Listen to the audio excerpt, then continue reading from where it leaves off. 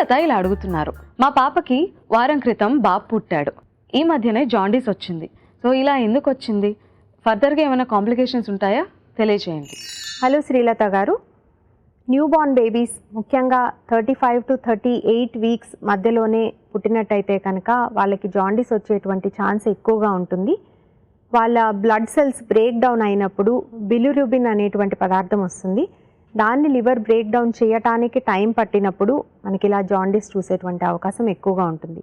సాధారణంగా ఇది దానంతట అదే క్లియర్ అయిపోతుంది.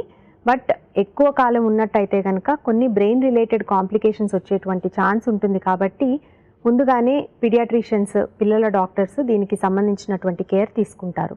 ఇలా ఉన్నప్పుడు మదర్గా చేయగలిగింది ఏంటి అంటే ఎక్కువ టైమ్స్ ఫీడింగ్ ఇవ్వడము, అంటే 24 అవర్స్లో కనీసం 12 to 14 టైమ్స్ ఫీడింగ్ ఇవ్వడం ద్వారా కూడా గ్రాడ్యువల్గా ఈ జాండీస్ రిలేటెడ్ సిమ్టమ్స్ని తగ్గించవచ్చు.